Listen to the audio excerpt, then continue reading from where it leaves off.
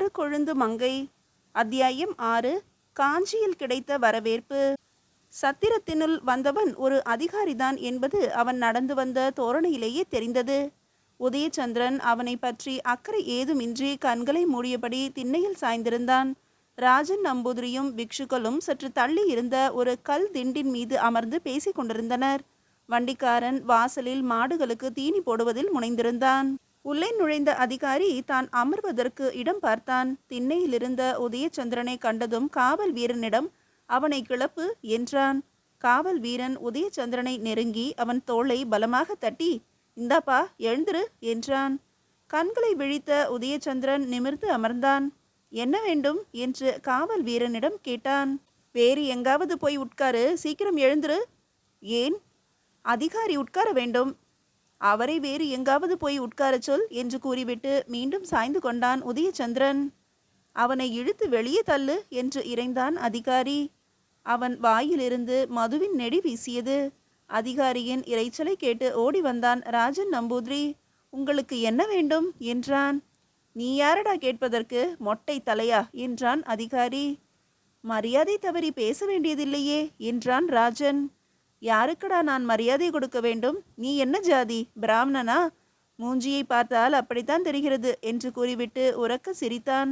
அவன் வாயிலிருந்து வீசிய மதுவின் நெடியை பொறுக்காமல் ராஜன் நம்பூதிரி அருவருப்புடன் மூக்கை பொத்தி கொண்டான். உதயச்சந்திரன் கோபத்துடன் நிமிர்ந்து அமர்ந்தான். இதென்ன உம்முடைய சொந்த வீடா? அரசாங்கத்தின் சத்திரத்தில் வந்து கலாட்டாவா செய்கிறீர்? நான் அரசாங்க அதிகாரி. அதிகாரி என்றால் அரசாங்கத்தின் கூலியாள், அவ்வளவுதானே? அதற்கு ஏன் இவ்வளவு ஆர்ப்பாட்டம்? திமிராக பேசுகிறாய். அரசாங்கத்தில் கூலி வாங்கி பிழைக்கும் உமக்கே திமிர் இருக்கும்போது யாரிடமும் கூலி வாங்கி பிழைக்காத எனக்கு திமிர் இருக்காதா? மரியாதையாக எழுந்து அப்பால் போடா என்று இறைந்தான் அதிகாரி. காசு கொடுத்துதான் சத்திரத்தில் தங்குகிறோம். ஏய், இந்த திமிர் பிடித்தவனை இழுத்து தெருவிலை தள்ளு என்று காவல் வீரனை பார்த்து இறைந்தான் அந்த அதிகாரி. சத்திரத்திலிருந்து எழுந்த இறைச்சலை கேட்டு தெருவில் நின்று கொண்டிருந்த சிலர் உள்ளே வந்து வேடிக்கை பார்த்தனர். கூட்டத்தில் ஒருவன், என்ன சிக்கல் என்றான். இவர் அதிகாரியாம், ஆதலால் நாங்கள் இங்கே அமரக்கூடாதாம், வம்பு செய்கிறார் என்றான் ராஜன் நம்பூதிரி. சத்திரம் எல்லோருக்கும் பொதுதானே என்றான் கூட்டத்தில் ஒருவன். அதிகாரி என்றால் கொம்பா முளைத்திருக்கிறது என்றான் மற்றொருவன். அதிகாரியும் மனிதன்தானே என்று ஒரு குரல் கேட்டது. அவரும் சோறுதானே சாப்பிடுகிறார் என்ற மற்றொரு குரல் இறைந்து கேட்டது. அதிகாரியின் கண்கள் கோபத்தினால் பிதுங்கி கொண்டிருந்தன. இதென்ன இங்கே கூட்டம், எல்லோரும் வெளியே போங்கள் என்று இறைந்தான். உடனே காவல் வீரர்கள் இருவரும் உள்ளே நுழைந்த கூட்டத்தை கலைக்க முனைந்தனர். ஆனால் கூட்டம் உள்ளே பெருகி கொண்டே இருந்தது. இதற்குள் ராஜன் நம்பூதிரி வாசலுக்கு சென்று தெருவில் நின்று வேடிக்கை பார்த்து கொண்டிருந்த கூட்டத்தினரிடம், உங்கள் ஊர் மன்ற தலைவரின் பதவி நீக்கத்தை அறிவிக்க வந்த அதிகாரி குடித்துவிட்டு உள்ளே வம்பு செய்கிறார் என்றான். உடனே தெருவில் குழுமி இருந்த கூட்டமும் சத்திரத்துக்குள் புகுந்தது. காவல் வீரர்களால் சமாளிக்க முடியவில்லை. அதிகாரி கூட்டத்தினரை பார்த்து கூச்சலிட்டான். உள்ளே என்ன கூட்டம், வெளியே போங்கள். உங்களுக்கு இதில் சம்பந்தம் ஒன்றுமில்லை, போங்கள் வெளியே. கூட்டம் கலையவில்லை. கூட்டத்தில் இருந்த ஒருவன், மது அருந்தி வம்பு செய்யும்படியும் உத்தரவு அனுப்பியிருக்கிறாரோ மகாராணியார் என்றான். அதிகாரி கோபத்துடன் திரும்பி அவனை முறைத்து பார்த்தார். அடே, முறைக்கிறாரே, ராணியம்மா முறைக்கவும் உத்தரவு கொடுத்தாளோ என்றான் ஒருவன். அதே சமயம் கூட்டத்தின் நடுவிலிருந்து யாரோ ஒருவன், அவன் தலையில் ஒரு போடு போடுங்களடா என்றான். அவன் திமிரை அடக்க வேண்டும் என்று ஒரு குரல் வீறிட்டது. திடீரென்று கூட்டத்தில் சலசலப்பு தோன்றியது. நெரிசல் ஏற்பட்டு கூட்டம் அதிகாரியை சூழ்ந்து கொண்டது. காவல் வீரர்கள் செய்வது அறியாது திகைத்தனர். கூட்டத்தில் அதிகாரியின் பின்னால் இருந்த ஒருவன் அதிகாரியின் பிடரியில் தட்டினான். அதிகாரி அதிர்ச்சி அடைந்தவனாக திரும்பிய போது இன்னொரு கை அதிகாரியின் வயிற்றில் குத்தியது. மறுகணம் படபடவென்று அதிகாரியின் உடல் மீது அடிகளும் குத்துக்களும் விழத் தொடங்கின. அவன் வலி பொறுக்க மாட்டாமல் அலறினான். கூட்டம் அவனையும் இரு காவல் வீரர்களையும் நெட்டி தள்ளி கொண்டு சத்திரத்துக்கு வெளியே சென்றது. சத்திரத்து வாசலில் அதிகாரிக்கு பலத்த அடிகள் விழத் தொடங்கின. ஊர் தலைவரை விலக்கிய கட்டளையையா கொண்டு வந்தாய்? எங்களுடைய பதில் கட்டளையை வாங்கிக்கொள், ராணியாரிடம் போய் சொல் என்று இறைந்து கொண்டே யாரோ ஒருவன் அதிகாரியின் முகத்தில் குத்தினான். இந்தா வாங்கிக்கொள், நாங்கள் கொடுக்கும் வரியை என்று கூறிக்கொண்டே ஒருவன் முதுகில் படபடவென்று அறைந்தான். கூட்டம் அதிகாரியையும் காவல் வீரர்களையும் அடித்து இழுத்து கொண்டு ஊர் எல்லையை நோக்கி நகர்ந்தது. உதயச்சந்திரனும் மற்றவர்களும் சத்திரத்தின் வாசலில் பிரமிப்புடன் பார்த்து கொண்டு நின்றனர். ஐயோ, கூட்டம் அவர்களை அடித்தே கொன்றுவிடும் போலிருக்கிறதே என்றான் ராஜன் நம்பூதிரி. பிக்ஷுக்கள் இருவரும் பதற்றமடைந்திருந்தார்கள். கூட்டத்துடன் சற்று தூரம் போய் தன் பங்குக்கு அதிகாரியை 2 முறை அடித்துவிட்டு திருப்தியுடன் திரும்பிய வண்டிக்காரன், செம்மையாக உதைத்து விட்டார்கள், நானும் 2 போடு போட்டேன், வேண்டியதுதான் இந்த அடி, திமிர் பிடித்த அதிகாரி என்றான். அவரை எங்கே கொண்டு போகிறார்கள்? இளம் பிச்சு கேட்டார். இரவு ஊருக்கு வெளியே உள்ள காளி கோயிலில் கட்டி போட போகிறார்களாம். காலையில் முகத்தில் கரும்புள்ளி செம்புள்ளி குத்தி காஞ்சிக்கு அனுப்ப போகிறார்களாம். ஆத்திரத்தில் மக்கள் இப்படி செய்கிறார்கள். இதற்கு பழி வாங்குவதற்காக நாளை இந்த அதிகாரி படை வீரர்களோடு வந்து இந்த ஊர் மக்களை வேட்டையாடினால் என்னவாகும்? மகாராணியே இந்த ஊரை தண்டிக்க ஒரு சிறு படையையும் அனுப்பி வைக்கலாம் என்றார் சத்திரத்து கிழவர். மக்கள் கொதித்து எழுந்தால் இப்படித்தான் கண்மூடித்தனமாக ஏதாவது நடக்கும். கூட்டத்துக்கு முன் யோசனை ஏது என்றான் ராஜன் நம்பூதிரி. மறுநாள் அதிகாலையில் வல்லத்து சத்திரத்திலிருந்து வண்டி காஞ்சியை நோக்கி பயணத்தை தொடங்கியது. பிக்ஷுக்கள் இருவரும் முகம் வாடி போயிருந்தனர். இரவு நடந்த கலவரம் அவர்களுடைய உள்ளத்தில் வேதனையை கொடுத்திருந்தது. வண்டிக்காரன் மட்டும் உற்சாகமாக இருந்தான். அவனுக்கு ஒரு அதிகாரியை அடித்துவிட்ட பெருமை. ஊருக்கு போனவுடன் இந்த பெருமையை மனைவியிடம் சொல்ல வேண்டுமென்ற ஆசையில் மாடுகளை முடுக்கினான். மாலையில் காஞ்சியிலிருந்து 3 கல் தொலைவில் இருந்த ஒரு சிற்றூரில் வண்டியை நிறுத்தினான். இதுதான் என்னுடைய ஊர். காஞ்சி இன்னும் 3 கல் தொலைவுதான். கொஞ்சம் விரைவாக நடந்தால் அஸ்தமனத்துக்குள் போய் சேர்ந்து விடலாம். அவனுக்கு நஞ்சு கூறிவிட்டு மற்ற 4வரும் காஞ்சி பாதையில் நடக்கத் தொடங்கினர். அந்த பாதை காஞ்சிக்குள் செல்லும் முக்கியமான பாதை ஆதலால் வண்டிகளும் அதிகம் தென்பட்டன. பாதசாரிகளும் அதிகமாக இருந்தனர். சுவாமிகளே, நீங்கள் வேண்டுமானால் ஏதாவது ஒரு வண்டியில் ஏறிக்கொண்டு செல்லலாமே என்றான் உதயச்சந்திரன். வயோதிக பிக்ஷு மறுத்து, கொஞ்சம் தொலைவுதானே, நடந்து விடலாம், வண்டிக்குள் கால்களை மடக்கி அமர்ந்து மரத்து விட்டன என்றார். காஞ்சி கோட்டையின் மதில் தூரத்தில் ஒரு கல் தொலைவிலேயே தெரிந்தது. உதயச்சந்திரன் சிறுவனாக இருந்தபோது ஒரு முறை பாட்டனாருடன் காஞ்சிக்கு சென்றிருக்கிறான். இப்போது தன்னுடைய எதிர்காலத்துக்கு அவன் நம்பி வந்திருந்த காஞ்சி நகர் நெருங்கிவிட்டதை அறிந்து பரபரப்படைந்தான். கஞ்சிக்கு இல்லையென்றால் காஞ்சிக்கு போ என்று ஒரு பழமொழி அந்த காலத்தில் கூறப்பட்டு வந்தது. வந்தவனை வாழ வைக்கும் வற்றாத காஞ்சி என்று ஒரு புலவர் பாடியிருந்ததும் அவன் நினைவுக்கு வந்தது. காஞ்சியை நெருங்க நெருங்க அவன் மனதில் ஒருவித பயம் கூட தோன்றியது. அடே அப்பா, எவ்வளவு பெரிய கோட்டை, ஒரு கல் தொலைவிலேயே தெரிகிறதே, வியந்தான் ராஜன் நம்பூதிரி. கோட்டைக்குள் போய்விட்டால் இன்னும் பிரமித்து போய்விடுவாய். வீதிகளின் அழகும் கட்டிடங்களின் அமைப்பும் தோப்பும் துறவும் பிரமாதமாக இருக்கும் என்றார் இளம் பிக்ஷு. ராஜன் நம்பூதிரி மிகுந்த உற்சாகம் அடைந்தவனாய், எனக்கு நேர்ந்த துன்பத்தினால் கடைசியில் நன்மையும் கிட்டி இருக்கிறது. முந்திய ஜென்ம பயன்தான், இல்லையென்றால் விதி என்னை இப்படி இந்த மாபெரும் நகரத்துக்கு இழுத்து வந்திருக்குமா?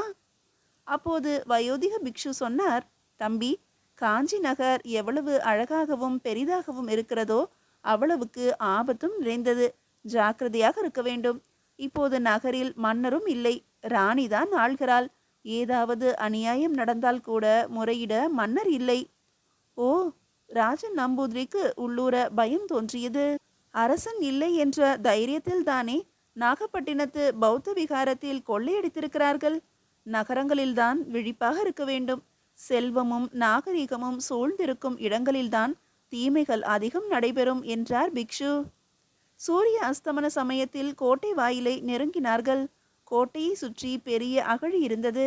அகழியை கடந்து கோட்டை வாயிலை அடைவதற்கான பிரம்மாண்டமான மரப்பாலம் பெரிய சங்கிலிகளால் உயரே தூக்கப்பட்டிருந்தது.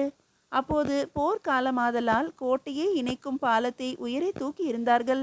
தினமும் 4 முறை ஒரு நாழிகை நேரத்துக்கு பாலத்தை கீழே இறக்கி போக்குவரத்துக்கு வகை செய்தார்கள். கோட்டைக்குள் செல்ல வேண்டியவர்கள் அகழியின் மறுகரையை ஒட்டி இருந்த பெரிய மைதானத்தில் காத்திருந்தனர். மைதானத்தில் பல வண்டிகளும் குதிரை மீதமர்ந்தவர்களும் பாதசாரிகளுமாக பெரும் கூட்டம் பாலம் இறக்கப்படுவதை எதிர்பார்த்து காத்திருந்தது. உதயச்சந்திரனும் மற்றவர்களும் கூட்டத்தோடு நின்றவாறு ஆவலுடன் கோட்டை வாயிலை பார்த்து கொண்டிருந்தனர். சற்று நேரத்தில் கோட்டை மதிலின் மீது ஒருவன் தோன்றினான். தோளில் தொங்கிய கொம்பை எடுத்து ஊதினான். பிறகு மைதானத்தில் காத்து நின்ற மக்களை நோக்கி இறைந்து பேசினான். பாலம் ஒரு நாழிகைக்கு இறக்கப்படும். நகரத்துக்குள் வரவேண்டியவர்கள் வரலாம். வீர போட்டிக்கு வீரர்கள் யாராவது வந்திருந்தால் உள்ளே கோட்டை வாயில் சதுக்கத்தில் பெயரை பதிந்து கொள்ளலாம்.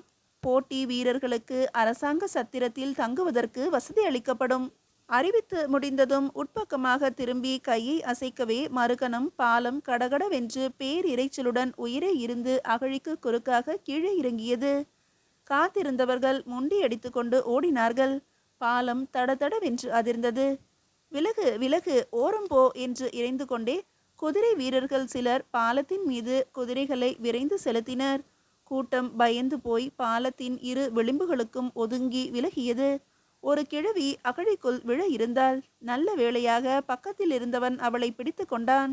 என்ன கொள்ளையா போகிறது? மெதுவாக போனால் என்ன, குதிரையில் போகிற திமிர் என்றாள் கிழவி. ஒரு குதிரை வீரன், ஏய் கிழவி, நீ அகழிக்குள் விழுந்தால் முதலைகளுக்கு லாபம்தான் என்றான். பின்னால் வந்த ஒரு குதிரை வீரன், கிழவியின் உடலில் சதை பற்றே இல்லையே, பாவம், முதலைகளுக்கு வெறும் எலும்புதானே கிடைக்கும் என்றான். சிலர் சிரித்தனர். கிழவி முணுமுணுத்தவாறே ஏதோ ஏசிக்கொண்டே நடந்தாள். கோட்டை மதில் வாயிலை தாண்டி உட்பக்கம் சென்றதும் பிக்ஷுக்கள் இருவரும் விடை பெற்று கொண்டனர். நாங்கள் போதி தர்ம மடத்துக்கு போகிறோம். நீ போக வேண்டிய பௌத்த கடிகை புத்தர் சேரி தெருவில் இருக்கிறது. இப்படியே இடது பக்கமாக போனால் ஒரு கைலாசநாதர் கோயில் தென்படும். அதை கடந்து ஒரு பெரிய தெரு வரும். அதில் போய் இடது பக்கத்தில் உள்ள முதல் முடுக்கு தெரு வழியாக சென்றால் புத்தர் சேரி தெருவுக்கு போய் சேரலாம் என்று வழி சொல்லிவிட்டு பிக்ஷுக்கள் இருவரும் சென்றனர். உதயச்சந்திரனும் ராஜன் நம்பூதிரியும் சற்று நேரம் அங்கேயே நின்று வருவோரையும் போவோரையும் பார்த்து கொண்டிருந்தனர். சூரியன் அஸ்தமனமாகிவிட்ட போதிலும் நல்ல வெளிச்சம் இருந்தது. வீதியில் ஆங்காங்கே மக்கள் கும்பலாக நின்று பேசி கொண்டிருந்ததை குதிரை வீரன் ஒருவன் விலகி செல்லும்படி அறிவித்து கலைத்து கொண்டிருந்தான். உதயச்சந்திரனை பார்த்து ஒரு குதிரை வீரன், ஏய், நீ எங்கே போக வேண்டும்? வீதியில் இப்படி நின்று வேடிக்கை பார்த்து கொண்டிருக்க கூடாது, போ போ என்றான். உதயச்சந்திரனும் ராஜன் நம்பூதிரியும் பிக்ஷுக்கள் சொன்ன திசையில் நடக்கத் தொடங்கினர். கைலாசநாதர் கோயிலை அடுத்திருந்த நந்தவனத்தின் அருகில் சென்று கொண்டிருந்த போது உதயச்சந்திரன் திடீரென்று பரபரப்படைந்தான். நடையின் வேகம் குறைந்தது. ஓ, அந்த நறுமணம், மறுக்குழுந்தின் மனம். உதயச்சந்திரன் பேச்செடுக்கும் முன்பே ராஜன் நம்பூதிரி, சீன பெண்ணின் செடி இங்கே நந்தவனத்தில் இருக்கிறதே என்றான். மூச்சை இழுத்து வாசனையை ரசித்தான். உதயச்சந்திரனின் நினைவு மாமல்லபுரத்துக்கு ஓடியது. லீனா செடிகளுக்கு இப்போது தண்ணீர் ஊற்றி கொண்டிருப்பாள். என்னை நினைப்பாளா? பாவம், எவ்வளவு துன்பம் அவளுக்கு நேர்ந்துவிட்டது. சில வினாடிகள் நான் முந்தியிருந்தால் அவள் தந்தையையும் காப்பாற்றி இருந்திருக்கலாம். அந்த துன்பம் அவளை வெகுவாக பாதித்து விட்டதே. ஒரு தும்மல் வந்தது. தன்னை லீனா நினைப்பதாக எண்ணிக்கொண்டான். அவள்தான் நினைக்கிறாள். இந்த உலகத்தில் என்னை வேறு யார் நினைக்கப் போகிறார்கள்? கைலாசநாதர் கோயில் வாசலில் கூட்டத்தின் நெருக்கடி அதிகம் இருந்தது. வசதியாக நடந்து செல்ல இயலாதபடி வீதியின் இரு புறமும் பல கடைகள் இருந்தன. கடைகளில் பொருட்களை வாங்கிய கூட்டம் பாதையை மறித்தவாறு அந்த இடத்திலேயே நின்று கொண்டிருந்தது. கோயிலுக்கு செல்பவர்கள் நெருக்கி அடித்து கொண்டு நடக்க வேண்டியிருந்தது. உதயச்சந்திரனும் ராஜன் நம்பூதிரியும் கோயில் வாசல் கடைகளை வேடிக்கை பார்த்தவாறே கூட்டத்தில் இடிபட்டபடி நடந்து கொண்டிருந்தனர். அந்த வீதியின் திருப்பத்தில் அவர்கள் வந்ததும் எதிரே 7-8 குதிரை வீரர்கள் வேகமாக வரவே அவர்கள் பதறியபடி விலகி ஒதுங்கி நின்றனர். அப்போது எதிர்பாராத ஒரு சம்பவம் நிகழ்ந்தது. வேகமாக வந்த வீரர்கள் தங்கள் கைகளில் இருந்த இரும்பு தடிகளால் கோயில் வாசலில் இருந்த எல்லா கடைகளையும் இடித்து நொறுக்க தொடங்கினர். மக்கள் பீதியடைந்து நாலாபுரமும் சிதறி ஓடினர். கடைக்காரர்கள் பரிதாபமாக அலறினார்கள். கடைக்குள் இருந்த பொருட்கள் அனைத்தும் தெருவில் வீசப்பட்டன. தெருவில் விழுந்த பொருட்களை பலர் அள்ளிக்கொண்டு ஓடினார்கள். கோயில் சன்னதிக்கு எதிரே இருந்த அந்த வீதி முழுவதும் ஒரே குழப்பம். கொஞ்ச நேரத்துக்குள் அந்த வீதி வெறிச்சோடி விட்டது. கடைக்காரர்கள் மட்டும் வீதியில் நின்று கொண்டு வாயிலும் வயிற்றிலும் அடித்து அழுது கொண்டனர். வீரர்கள் கோயில் வாசலில் இருந்த கடைகள் அனைத்தையும் தரைமட்டமாக்கி விட்டார்கள். சிறுவர்கள் தெருவில் சிதறி கிடந்த பொருட்களை பொறுக்குவதில் மும்முரமாக இருந்தனர். இதென்ன, கேட்பார் கிடையாதா? இப்படியா கடைகளை நாசமாக்குவார்கள்? முணுமுணுத்தான் உதயச்சந்திரன். ராஜன் நம்பூதிரி பயத்துடன் பார்த்து கொண்டு நின்றான். சற்று தள்ளி நின்றபடி பலர் வேடிக்கை பார்த்து கொண்டிருந்தனர். அப்போது ஒரு அழகிய வெள்ளை குதிரையும் கருப்பு குதிரையும் விரைந்து வந்து அவர்களை கடந்து சென்றன. கூட்டத்தினரிடையே இளவரசர் இளவரசர் என்ற முணுமுணுப்பு கேட்டது.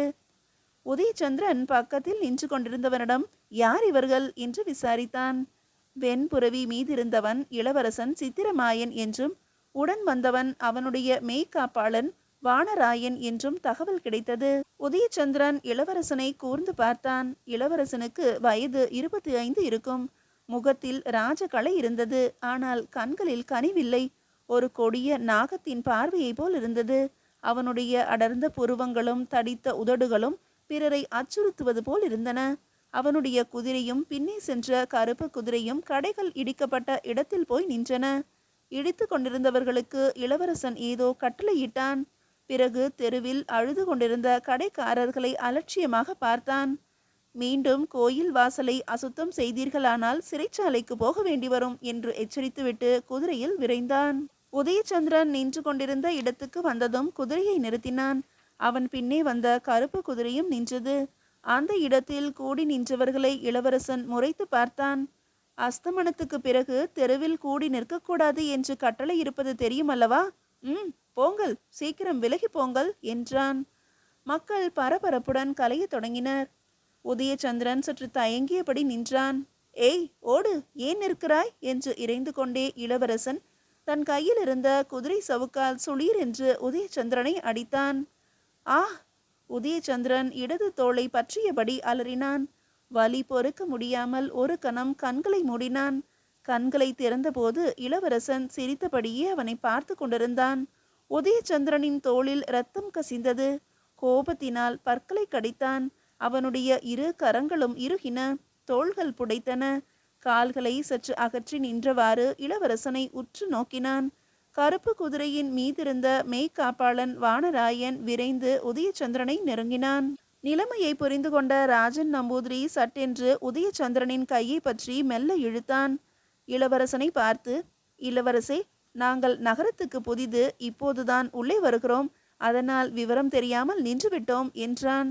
பிறகு உதயச்சந்திரனை பலமாக பற்றி இழுத்தவாறு விரைந்து விலகி சென்றான். ராஜன் நம்பூதிரியின் இழுப்புக்கு ஆட்பட்டு விலகி சென்று கொண்டிருந்த உதயச்சந்திரன் திரும்பி இளவரசனை பார்த்து, காஞ்சி நகருக்குள் நான் வந்ததுமே எனக்கு வீர வரவேற்பு கிடைத்திருக்கிறது என்று கூறினான். சில வினாடிகள் உதயச்சந்திரனின் கூரிய பார்வை இளவரசனின் கண்களோடு மோதிவிட்டு மீண்டது. பிறகு ராஜன் நம்பூதிரியை தொடர்ந்து சென்றான். பின்னால் இளவரசன் உரக்க சிரித்தது கேட்டது. பிறகு குதிரைகள் இரண்டும் உதயச்சந்திரனை கடந்து பாய்ந்து சென்று மறைந்தன. மீதியை அடுத்த அத்தியாயத்தில் காணலாம்.